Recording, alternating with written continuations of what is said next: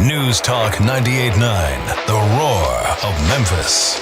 Tool Talk Radio with Joe and Allan. Welcome to Tool Talk Radio. I'm Joe Thorderson with Thor's Hammer, Carpentry and Wood Turning. I'm Allan Gilbreth with darkhookmedia.com. And I'm Maximilian without enough caffeine or sleep to say something witty. Oh, Awesome. Okay, good. Well, we'll just move it along. So, well, you better have enough caffeine or enough wits about you to hit the right buttons today, Max. So, anyway. Oh, I'll push buttons. Okay. Anyway, hey, good to have everybody here. We'd love for you to get in touch with us. You can call or text us at the Big M Roofing and Remodeling Hotline at 901-683-0989. We also invite you to go to the Tool Talk Radio Facebook page at Tool Talk Radio and check out the one post we've made. It's our must-have item of the week. Okay, so in that vein, we've got a few things on the table that we're going to tease. We're not teasing everything. I got a whole page full of notes here. Never fear, folks. But one thing, this is going to be, I guess, ongoing until we hit Christmas. We still want to hear about people's holiday hacks. That's a perfect thing to call or text us about. It's going to be tough to top, what was it, Devin, the one that had the retractable Christmas tree that went through the floor? Oh, yeah. Yeah, okay. Now, I've had a number of people come up to me all week long. Okay. And going, hey, let me tell you what I did. Reacting to Devin's... just, throwing in their own hack because they happen to know I'm on the show. It was How are we Derek. defining hack? Yeah. Actually, Well- it was Derek from Munford. Sorry, Yeah. Derek. I want to give you your proper credit. So. No, that is still the absolute most awesome thing in the world. And if you're just tuning in, you didn't hear last week's show, Derek's friend or somebody, relative, had a system where they could lower the Christmas tree through the floor, leave it completely decorated, and let it sit in the basement for a year, and then at Christmas bring it back up. And I'm just waiting for Hark the Herald's Angels Sing to play as it's you gotta play some music for that. You got to have That's some awesome. pomp and circumstance about that. So, also, I have it's funny. This may turn into a round table and a hot debate. I don't know, but it's also a call to action for listeners. We have my son is moving out of his rental home, and him and his roommate, their cars leak. I mean, there's just no way around it. They've leaked onto the driveway, and they want to clean it up before they move out. And we're having issues with getting oil out of driveways. And Right. I've gone down on YouTube. There's a million different videos, and everybody is giving contradictory advice. So I don't know. Oh, I can give you 3 different contradictory advices right now. So if you've got the old home remedy for getting oil out of driveways, that's out on the table too. We have street level science. We have Allan's Week in Review. We'll see how much of this we actually get to today. But before we get to any of that, let's go ahead and hit this, Max. There you go. You hit the button, right? You hear that, folks? Tic Tacs. For those that can't see, or those who haven't checked our Facebook page, go ahead, Allan. Tell them what I'm holding up here. You're holding up, well, actually one of the best screws in the world. That is an exterior, Right. 1-inch construction or drywall style screw. And it's your favorite because that is a star head. Yeah, and there may even be a little debate here. So the I don't know if this is the technical, but it is a 1-inch engineered T15 star bit screw. You know, whatever. It's got, okay, so folks, it's a for one thing, that means it's not going to rust. Correct. So there's one thing for it. It has the star bit, which, it's got 6 little points to it. I think we know what that is. It's not a Phillips head. It's like a star. It goes into 6 points. And it's got little micro teeth at the first, about the first half of the screw. The teeth are really interesting. They almost, they serve the purpose of cutting. And the tip looks almost like a drill bit. I mean, it's a really complex, well-engineered screw. And I use these things all the time. I picked a 1-inch, Allan, because I find these to be the most versatile. But, I'm in situations a lot with some of the work that I do where basically I have to install things way in the back of a cabinet, which means you put the drill bit, you put the screw on the tip of your drill bit, and then you have to reach way over and hope that it doesn't fall off. Even with the magnetic screw head, they can fall off. Yeah, you can get knocked off of there, And for my money, these work great. They bite right into the wood and they stay secure. They're not coming loose. But I love these things. They don't rust. They're just great screws. But you have you have your what is it, qualms about the star bit. You and I aren't on the same page because I love star bits. I love the star bit in the exact situation you just said. Okay. Where it is going to be difficult to keep it on the bit, and you are going to be leaning, reaching, an almost inaccessible area. Yeah. You're like reaching and hoping that you hit the spot. You're just, it's like, okay, I got it right there. I can see my dot. I can just barely make it. I will agree with you that a star bit is fabulous. Okay. Now, if I'm putting in a deck or something where it's going to be, let's go, let's go, let's go, let's go. No. I get really frustrated with anything other than a good Phillips head. Really? See, okay. Well, the Phillips head was actually designed to drop into place and work if you just got the bit close enough. Now, the problem with flats, hexes, and stars is you got to line them up. You kind of got to put the screw on first. You got to you got to take the time to get that lined up in there good. And this is just purely a micro personal preference between the three major heads, which is the hex, which is the square, or could have 5 little edges in it, the star, which of course looks exactly like a star, and the Phillips.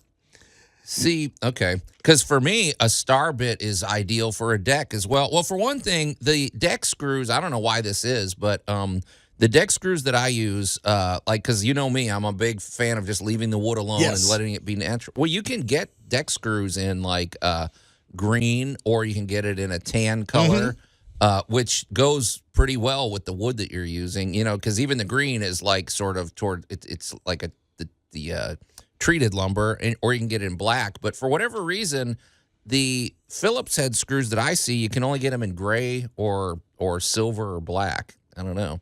But I don't like We shop at different stores, obviously. Okay, well, I don't like, the reason I don't like, I find that they don't grab as well. Now, obviously, so this is a T15 bit, and the screws that I use for decks are like a T25 or something. But right. All right, well, I guess it's a personal preference, and maybe that's something you shouldn't discuss at the Thanksgiving dinner table or Christmas, like which screws you want to use for your decking, because we don't want to start a big family fight. But see, when I discovered diamond dust coated Phillips head bits, that kind of finished the argument for me between them. Okay, because I use a better bit in the screwdriver than I have to worry about the screw. Now you're letting the screw do most of the work. I'm letting the bit do most of the work. Okay, just two different points of view. Both are excellent products. Both work fine. It's just a preference. Yeah, it's not worth ruining a friendship over. No. But I will say you're full of it, because Starbit's still the better one for a deck. But we'll move it along. But anyway, it is a great product. If you go to they're a little more. I mean, it's one of those. Once again, you pay a little more to go first class. But these 1-inch T15 screw bits. That's our must-have item to do it. Is it? Does it? Okay. Well, I like throwing numbers around. It just makes it sound more official and more expensive. So it's like, okay. Hey, let's talk about the driveway, and folks, this is open. This is out on the table if anybody has any thoughts. But so here's the situation, you guys. My son is moving out. He's got a roommate. They're moving out of their rental property, and this was the thing is, it's an older home, but the owner had put a nice new driveway in. Right. The reality is their car's leaked. Now, they probably should have put something under the car. I've nagged him about that, whatever. But, young 20-somethings don't listen to any, advice. But now it's time to move out, and they do want to do the right thing, get it cleaned up. Well, he's got the pressure washer. Obviously, that's, that might clean it up a little, but we're having a lot of trouble. This is deep set oil stains that have been baked in the sun for at least 2 years. And I've gone on the YouTube rabbit hole, and I got about 80 different bits of advice. So you've been through this. I've been through this a few times. All right. Well, let's just start with all the favorites. Okay. There's baking soda. So what is that process? Because you go out there and you just sprinkle it with baking soda. Dry. And, it sits there and it does absorb. It does pick stuff up. The other one is cornstarch, Okay. which the next time it rains, you get that funky, jello-y look all over the driveway until it finally washes off. Okay. Then there are a wide variety of products designed to do this. And of course, you can't ignore and we normally don't throw out brand names, but I'm going to tell you because it's the one that washes ducks. Dawn dishwashing liquid does That's a what I really thought. good job, Dawn but it's has not been- going to yeah. penetrate the concrete. That's what I thought. I thought, okay, if you pull up, and then you notice, okay, my car just leaked oil on the driveway, that'll work for the immediate thing. But It baked ain't in, going to work a year later. We got a few, so it's out there, folks. We need help, please. My son is looking for your expertise, but we'll have an answer, I'm sure. You're listening to Tool Talk Radio. We're going to take a quick break, and we'll be right back. This is Tool Talk Radio, broadcasting from the Brown Refrigeration Studios. You can call or text us at the Big M Roofing and Remodeling Hotline at 901-683-0989. Tool Talk Radio with Joe and Allan. I just want to tell you both, good luck. We're all counting on you. News Talk 98.9, the roar of Memphis. And welcome back to Tool Talk Radio. I'm Joe Thorderson with Thor's Hammer, Carpentry, and Wood Turning. Here with my buddy Allan Gilbreth from darkoakmedia.com and our pal Max over there behind the glass. And if you're just tuning in, we have a little bit of a call to action. My son and his roommate are moving out of their rental property. They've left stains on the driveway, and they're trying to do the right, oil stains and probably a little power steering and radiator fluid as well. Trying to get them off the driveway. These stains are old. I nagged them before about putting something there and not parking, whatever. It doesn't matter. These things have been baked on for 2 years, and we're looking for advice. I mean, we're going to, we've got ideas ourselves, but we'd love, let's tap into the vast wisdom of our listeners as well and see if they've got any advice. And we've got a little bit of feedback already. So, Max, what's out there? Well, from a loyal listener, 3442. 3442. Yep. Okay. Cat litter will get the oil. Okay, dear It does. listener, It does. 3442. So here's the thing, though. I watched video because, like I said, I got on YouTube. That's my first call to action. Watched a bunch of videos, got about 80 different bits of advice. They did mention cat litter, but that absorbs it, right? We're talking baked in is that It's not going to remove the stain. okay? Well, let's just for the sake of 3442, let's just say, what if you pull in, you leaked oil on the driveway, and you immediately threw cat Kitty litter. littered on it. That would be pretty good. That gets the majority it soaked gets up. the stain up before it begins working on the concrete. Okay, but we're talking about 2 years later, Yeah. right? I got a question about all this though, because just off the air, Allan and I were roundtabling. We at least 5 or 6 chemicals got thrown around in there in the conversation. Well, here's my question: what if you start putting in these? You go, okay, I'm going to try this chemical, then I'm going to try that chemical. Then for one thing, you probably got to rinse it off thoroughly so you don't cause a chemical explosion. But are there chemicals that, like, I'm picturing, for example, like paint stripper?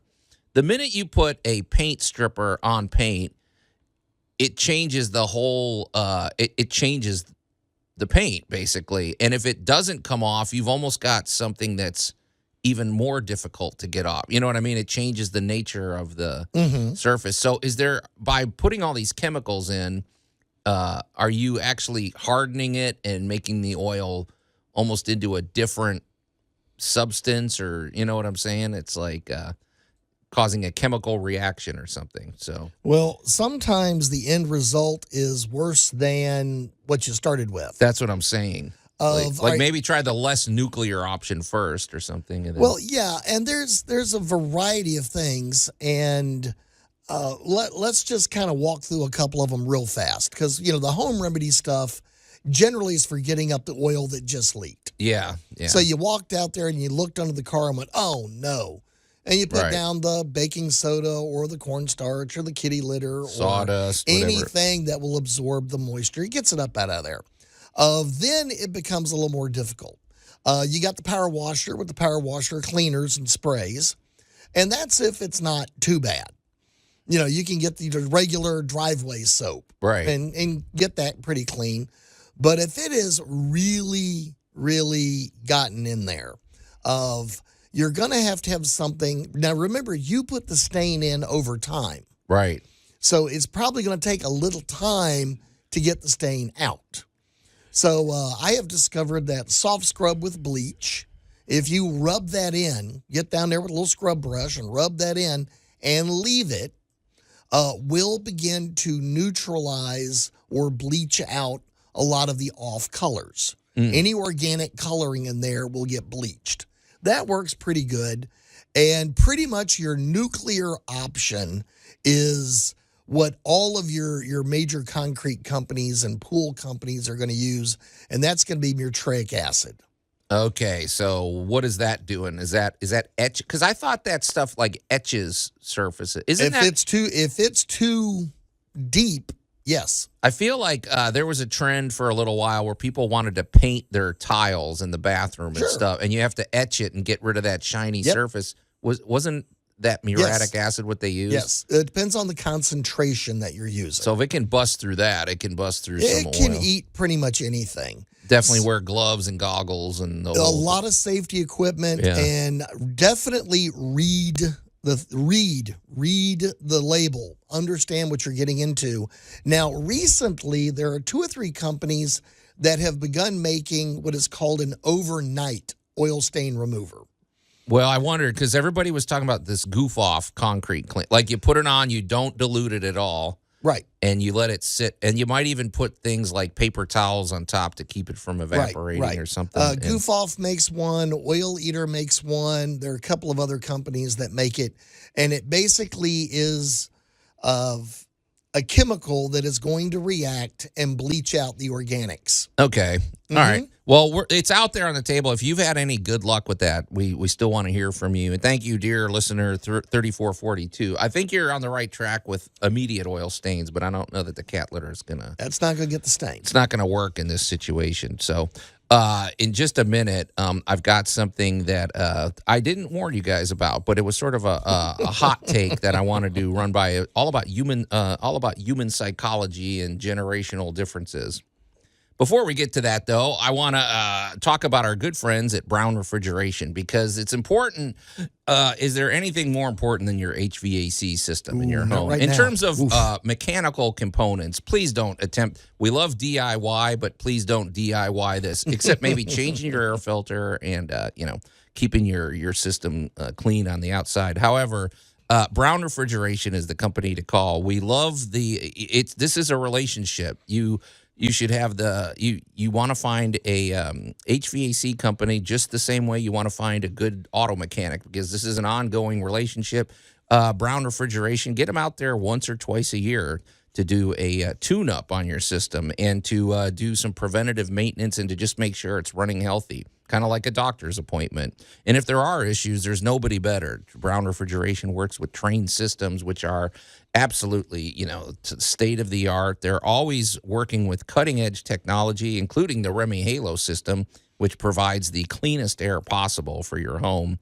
It's great company, great people over there, great technicians. We love Brown Refrigeration. That's always the first name we refer, right, Allan? It is. I mean, how many times have we sent everybody over there? I have them on speed dial, I promise you. We love the folks at Brown Refrigeration, and they answer their phones. So give them a call at 901-362-1881 or go to their website, brownref.com.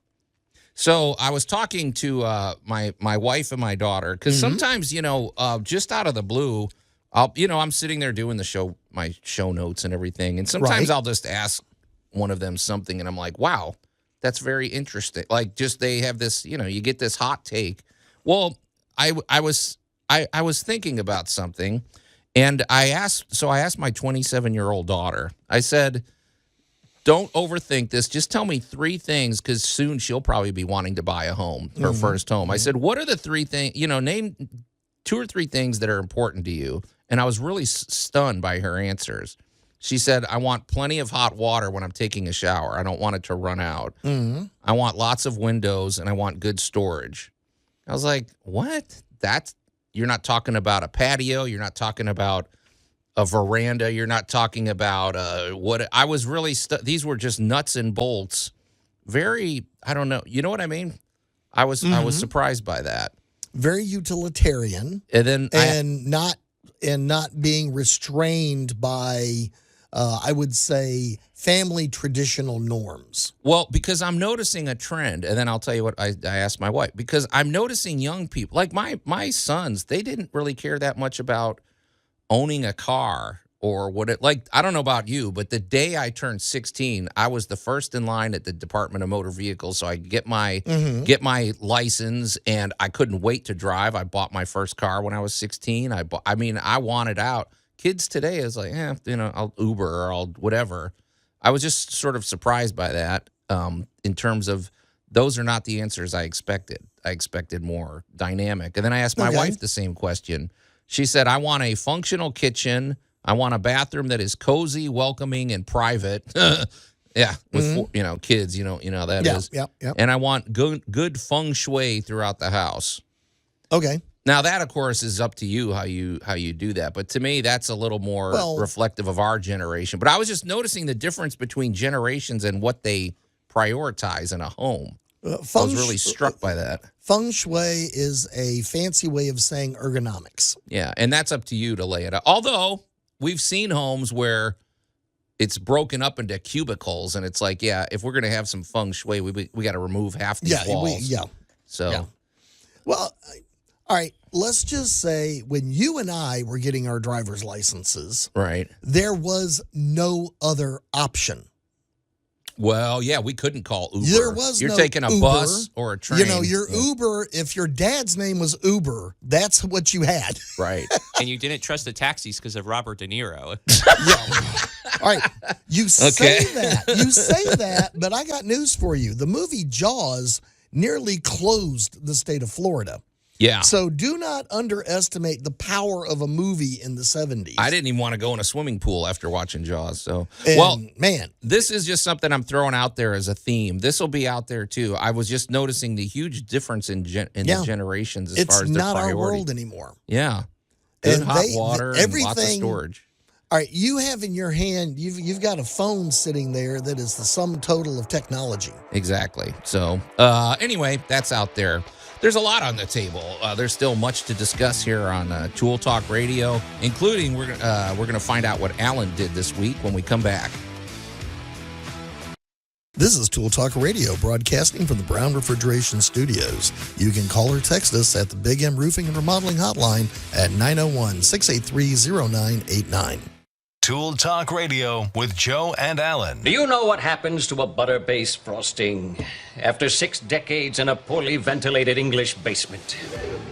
I guess I hadn't. Well, I have a feeling what you are about to go through is punishment enough. News Talk 98.9, the roar of Memphis. And welcome back to Tool Talk Radio. I'm Joe Thorderson with Thor's Hammer, Carpentry and Wood Turning, here with my buddy Allan Gilbreth from darkoakmedia.com and our pal Max over there behind the glass. And if you're just tuning in, we have several things out on the table. We're still looking for the proper solutions for cleaning oil out of a driveway, baked on oil that I'm not going to revisit that. We warned them years ago, Allan, to put something under their car. Whatever. Okay. Do you know how you get old and smart? Yeah. When anyway, you're young and dumb. That's out on the table. We are also interested in, there's too much out on the table. Just call or text us and get involved. We got you. But we do have something here regarding holiday hacks that's popped up. And, very good, Max. Thank you. I don't know if this is a plague on society or if this is just a lot of wise guys having a lot of fun. But one of the trends that you can't help but notice that's out there is I would call this the prank decorations. For example, there was one that happened, it was out there 2 or 3 years ago. They had some pretty great YouTube videos out there of you remember when Clark Griswold was decorating his house and it looked, and the ladder fell away and he's hanging from the whatever.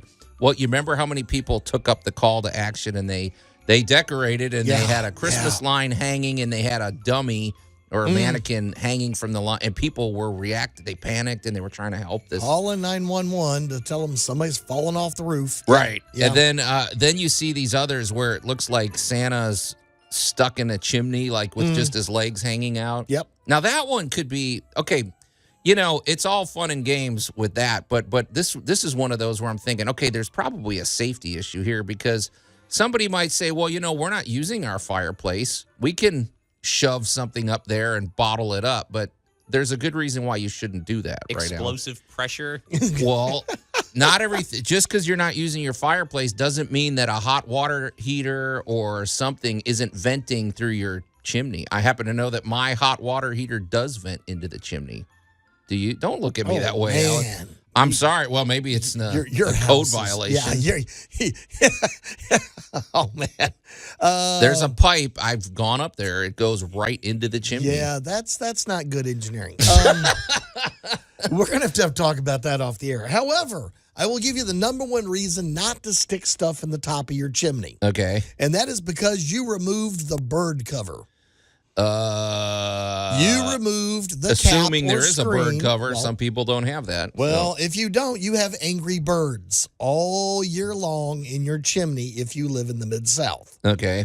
Of the uncapped, unprotected roof is an invitation to chimney swifts, bats, wasps, raccoons, possums. Somebody, you leave your chimney open, don't worry about it.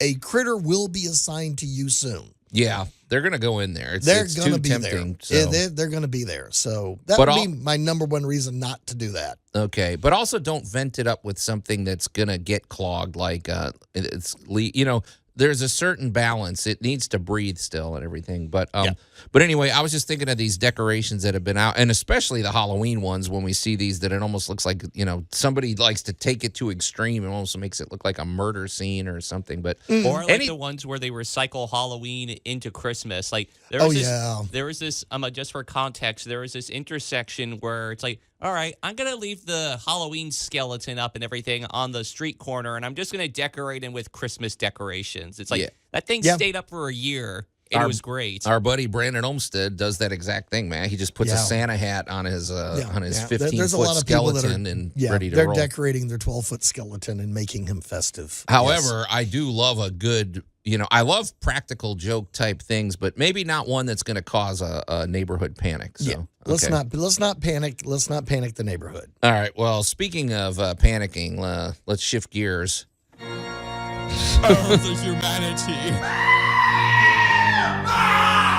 It's time for Allan's Week in Review. As you know, if you're new to Tool Talk Radio, Allan's job duties are wide ranging, and it's always funny when I check in with him and ask what he did this week, because it's never the same thing twice. So no, this week's we're gonna live up to the intro this week, because we're gonna talk about your food disposer. Wait, your what? Food disposer. Garbage disposal? No, well, the little thing in your sink, when you throw the switch, it grinds things up and makes them go away. Okay, I call it a garbage disposal. Well, you call it a garbage disposal, which disturbs me, because you're not supposed to put garbage down. All right, well, I guess that's a technicality, but yeah, I see. Don't throw your scrap gravel down there. Yeah, let's not do that. And of everybody, if you've ever listened to the show or you've listened to anything we've ever done, we all know that I'm the foodie. And, no you're question not. about that. So, here's the tools of, what we'll call them, tales of woe right out of the bat. Right. Of if you are cooking a lot of rice dishes this year, please do not put the excess down your food disposer. Please dispose of it as solid waste. Put it in a bag, put it in the dumpster. Rice loves to continue to absorb water. And if you don't put enough water down behind it, you are going to create a soft clog that you are going to regret from using the food disposer. It turns into like a paste, and then the next thing you run down there is going to stick, and the next thing, and then Number 2, please do not put lots of cooking oil down anything in the winter. Don't put. Can I say one thing? Can I just get on my high horse for a minute? I brought the horse in for Don't you. put any oil. And in fact, like when the very rare times I cook anything, if there's any olive oil or whatever, I let the pan cool off and I wipe every bit that you can with a paper towel and throw it away. Like, get all solid that oil disposal. out of Yeah. Do not build what is affectionately known as a fatberg. Yeah. And that is another terrible thing that in the South, we have such hot summers. Generally, we don't worry about those things for about 6 to 9 months of the year.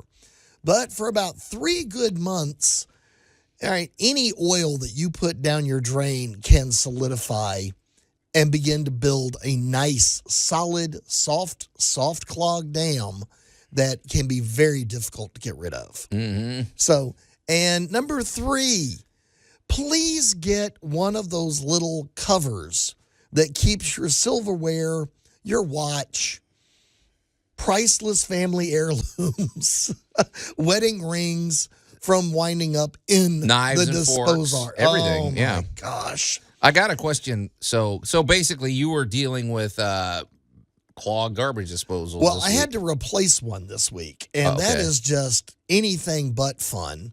And I've had to show people how to use the crank handle to free up the garbage disposal after you lock it up with something. You know what's interesting about changing a garbage disposal? Because in theory, it's like, okay, there's like 4 places you unscrew. Right. You tighten it up. Okay, so in theory, it should take you less than an hour to do it, No, and it never should does. take For one 15 thing, minutes. You're Yeah. under a cabinet. If there's a stile in the way, there's always these things. You're going to whack your head on stuff. Easily. But also, not all garbage disposals are the same size, and if it's off even a fraction of an inch, now you have to redo the drain pipe, and it's a bigger project sometimes than you think. So It can be rather excruciating. So as we get into more and more merriment and more cooking of respect your food disposer. Have a little mercy on it, and if you think that you've just peeled 87 potatoes, please solid dispose that. Go put it in your compost, feed it to the worms, whatever. But do not sit there and grind stuff in the sink for 10 minutes straight and not think you're not going to have to run 100 gallons of water behind it to keep it moving. Okay, I got a question for you, and it just came about accidentally, but as you're talking about fatbergs and you're talking about things coagulating and whatever in your drain. Okay, so my job, the job where I'm working, they have what you would call a guest house in the back. It's just basically, it's just sort of an extra place. Okay, well, when we had those really cold temperatures a couple weeks ago, I usually go in there if I got to wash my hands or, whatever. So I went in there to wash my hands, and they had forgot to turn the heat on in there. So it was pretty chilly inside this place. Well, they had dish soap because they ran out of hand soap. I went to the sink. Right. It was it wasn't frozen, but it was like gel. It wouldn't pour out. It was like Jello. It was like Crisco. And I'm like, okay, that's interesting to me. So if like your dish soap gets cold enough, it can basically turn into a fat burn. Is that? I guess what I'm wondering is, can soaps actually even be a part of the fatberg situation? And we should say a fatberg is something where it goes down your drain, it gathers out in the cold in the sewage lines, and it starts to build, and it can actually become the size of a small iceberg. What is soap made out of, Joe? That's what I'm saying. It's glycerin. Oily. Right. What is glycerin? A fat. Mm-hmm. So yeah, your liquid dishwashing solution and all that kind of stuff in enough of a volume, cold enough, will gel up. Sorry, I know this is unrelated, but you mentioned glycerin. Does that mean nitroglycerin is also a fat? It is glycerin. That's interesting. Yes. Never thought of that. Of course, he goes to the... I know exactly what he's thinking, thing. and I'm not answering that next question. So maybe as a rule, the good thing is to just do, okay, after you've done whatever you're doing with the garbage disposal or whatever, just run some really hot water for a little 30 seconds or something. Just let it get downstream a bit. Yeah, we don't want to waste water. Right. However, if you don't run enough water behind it, and if you have a dual sink setup, and you've run your food disposer, and it's all clear, everything's happy, and you turn off the food disposer, I'm also going to tell you, move the handle over to the other sink and run just a little bit of water down that before you turn off your water. Right. Because when you look under your sink, you're going to see that Y connection. And as the food disposer chunks all the little pieces down into the drain, they can make a left-hand turn go up in the other one and mess up your other sink. It's going to leave you asking yourself why. Yeah. No, you're right, man. You got to just think about getting that stuff downstream and out of your pipes, man. And keep your food and holidays merry without a backed-up sink. All right. Well, there's still more coming up on Tool Talk Radio, believe it or not, including some street-level science. Mm-hmm. This is Tool Talk Radio, broadcasting from the Brown Refrigeration Studios. You can call or text us at the Big M Roofing and Remodeling Hotline at 901-683-0989. Tool Talk Radio with Joe and Allan. Good news, everyone! Someone's home is on fire! News Talk 98.9, the roar of Memphis. Talk about holiday hacks. Yeah, welcome back to Tool Talk Radio. I'm Joe Thorderson with Doors Hammer, Carpentry, and Wood Turning, here with my buddy Allan Gilbreth from darkoakmedia.com and our pal Max over there behind the glass. And if you're just tuning in, there's a lot on the table. And I think I'm rather proud of us, you guys. We talked about fatbergs and horrible things going down the garbage disposal, and I don't think we ruined anybody's breakfast. I think we did it in a taste. We didn't get overly graphic, which we could have. Yeah, we could have, but we didn't. So I'm pretty proud of that, you guys. Before we move on, though, we also, we want to talk about our good buddy Jay Hill with Big M Roofing and Remodeling. What a dude. What a dynamic personality. I just talked to Jay this week. And next time we have him in, we're going to have him talk about ridge caps because, among other things, this poor customer had a improperly installed ridge cap. And we know those are precisely calibrated, Allan. Basically, rain was coming in through the top of a roof, leaves, everything. That's why you need a master elite installer like Jay Hill. Jay is all about the exterior protection of your home from roofing, gutters, siding, and windows, and all basically every interior remodeling that you need done. Jay does it all, and for one thing, he's got a great team. He has a great a business culture which he's created over there, and I think that's a result of his energy, his optimism, and the fact that he's always eager to dive into a project. Like, he's not daunted when he shows up and there's a tree coming through the roof of your house or something. He's ready for action there. Also, Jay is one of the top-rated roofers in the Mid-South. Also, Jay is a former insurance agent. You might say, well, so what? Well, there is a big so what, because many times when it comes to damage to our home, especially the roof or anything on the exterior, if you have damage, it's a big process to navigate whether you are even covered by your homeowner's insurance. But if you are, that is a big deal. For one thing, if you're covered, it's going to save you all sorts of money, and that's why we have insurance. But it's a very tricky process to navigate. So if you have any questions about any damage to the outside of your home, Jay Hill should be the first person to call. It's a free consultation. He'll come over there and examine the situation, and if there's a path forward, he's going to help you. And he takes what could be a huge problem and turns it into a really exciting prospect. And now you're getting this taken care of, these systems that they install are so well engineered that they offer a lifetime transferable warranty. So when you sell the home, the new owner gets the same lifetime transferable warranty. So we love the business culture at Big M Roofing. We love Jay Hill. We just love the entire team over there. And he always encourages you to call him directly. You can reach Jay at 901-484-5645 or go to bigmroofingandremodeling.com. All right, guys, let's shift gears again. Hail science! I guess this is science. Whatever. We're going to, for lack of a better term, I just know Max likes to push those buttons. So he does. Well, it's funny. You and I were having a conversation, Allan, about, we were talking, there's this talk of colonizing Mars or going to the depths of the ocean or going to the whatever. And we were talking about, there's always the discussion of, the rocket science and how are we gonna have colonies on Mars and everything, and some of the scientists that are designing all these new things. But when it comes down to it, if you're gonna have a successful Mars colony or even a successful manufacturing plant, it always comes down to the maintenance personnel. Those are the people that are going to save your life, right? I mean, you are singing my song at this point, right? And what do we mean by that? Well, I mean, let's take a look at your plumber, your auto mechanic, the person that works on your HVAC, the person that looks at your roof for you.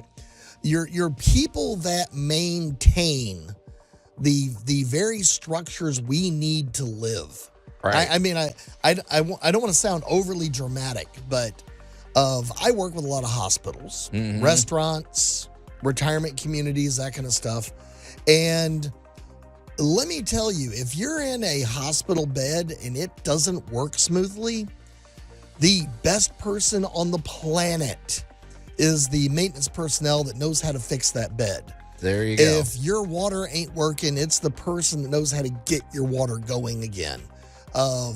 We as a society kind of look at the service industry through a certain lens. And I tell you, as we continue moving forward, it is going to be the service personnel that are going to make or break your company, your expedition. That's exactly right. I mean, you can be the world's greatest George Washington standing in the front of the boat, but it's the guy that knows how to fix the paddles. Yeah, they're going to get you and everybody else across the river. Well, I don't know about you, but growing up, I remember this distinctly because I'm a child of the 80s. You know, I went to graduated in 1984, and I remember the basic culture I grew up around with was you got to go to college or you're going to wind up working as a mechanic or you're going to wind up working as a contractor. I'm like, as though that was a bad thing. Like, and today, as you and I both snicker. Today we've seen, because I've put 4 kids through college as a carpenter, so I apologize to nobody for that. You know, exactly. I mean, I'm pretty healthy. Like my doctor said I have the heart rate of a 25-year-old, so it's kept me in shape. It makes money, but today I think there's a shift. I don't think it's sneered at like it used to be. We see a lot of women getting into trades and things like that. Absolutely. And we have a need of it. And it's like we said, the nuts and bolts, the people that can fix things and are not just relying, those are the people you need, man. So, well, and again, we kind of go back to my little sideline of, you can pay me to take you shopping. Yeah, I don't know how you still get a gig out of that, but okay. Dude, I'm doing 2 of them today as soon as I get out of here. When you wind up in a position, whatever your career is, and let's say you do go buy a house or you're thinking about buying a house, having somebody that knows what to fix, how to fix, what's broke, what's going to get broke, and we all say, well, if you take care of it, it won't break. Yeah, it will. Yeah, it will. Eventually, everything breaks. Right. One way or another. If you know it's coming, you have knowledge of it, or you have done a fix of some kind, now this stuff is so much less scary. Right. Yeah. If you've been through a loose chair, grandma gave you a 150-year-old family heirloom chair, but this thing is loose and creaky. Yeah. And you honestly don't know how to fix it. You sit down with somebody that is a professional carpenter, Joe, looking right at you, and go, what do I do? And you go, well, look, here's what you really need to do. You do a little of this, a little of that, a little glue, a finishing pen, and voila. Your 150-year-old chair can now be sat in again. So the grandkids, all right, don't let them play lion tamer with it. Right. But now you're not worried about one of them sitting in it. Right. Well, and that is comforting. It's liberating. It's empowering.